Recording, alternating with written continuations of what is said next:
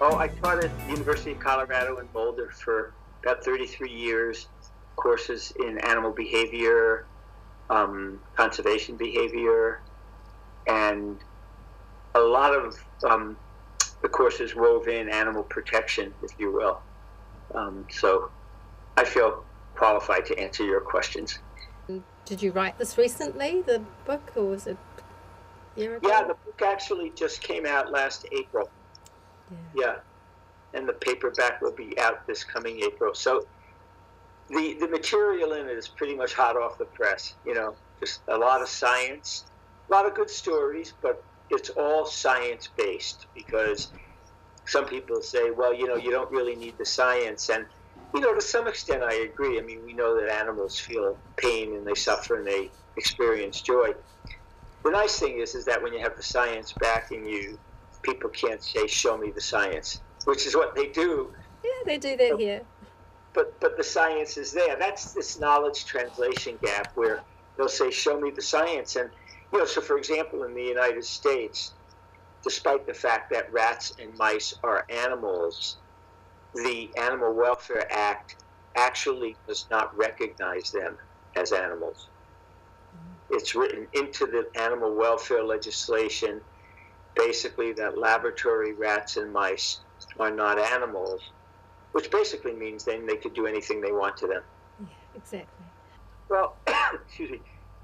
We wrote the book basically because we really feel that the science of animal welfare fails animals, fails individuals, all in the name of humans. And so in this book, we really show how animal welfare might say, well, we're going to increase the cage size for chickens here in the States from 68 to 75 square inches or something like that, just very minimal changes. And so, or we don't really, people will say, we don't really want to do this to animals or treat them this way, but we have to. And of course, the reason that they say they have to is in the name of humans. So in that book, we do a lot in that book, but the major message is that we argue for replacing animal welfare with the science of animal well-being, where the lives of every individual matters.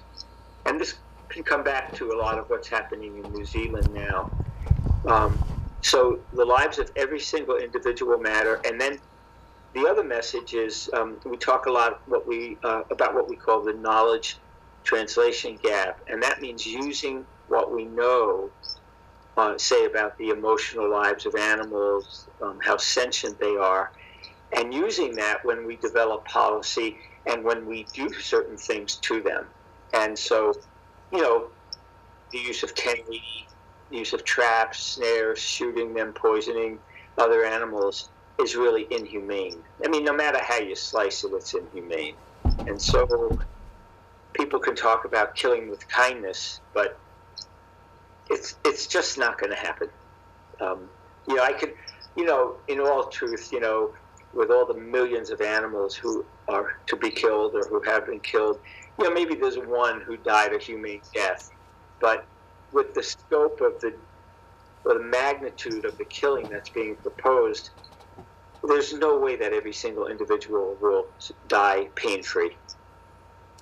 Where did the science come from for writing your book? Oh, from all sorts of research. I mean, honestly, some of the research is very invasive, and I don't like it. Looking at brains and injecting animals with drugs, or looking at how they respond to, say, social deprivation, or being deprived of food.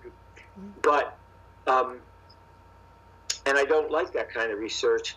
But the data are there, and basically very clearly show that the real question isn't whether animals are emotional, but why have emotions evolved. It's a very, very big difference to say that, well, we don't really know whether animals are emotional, or, and then therefore we can do anything with them. Or to say, no, the question isn't if they're emotional, the question is why have emotions evolved. So the science is it's packed. there's just so much interest now in animal sentience, animal feelings, that nobody can dispute whether there's science to back up claims that the animals who were to be killed in New Zealand suffer immensely, or that elephants in circuses or chimpanzees in zoos suffer. If we just stick to the mammals, so we're not crossing, different species, crossing species and then crossing from different classes of animals. No, there's no evidence at all that rats suffer less than chimpanzees or elephants.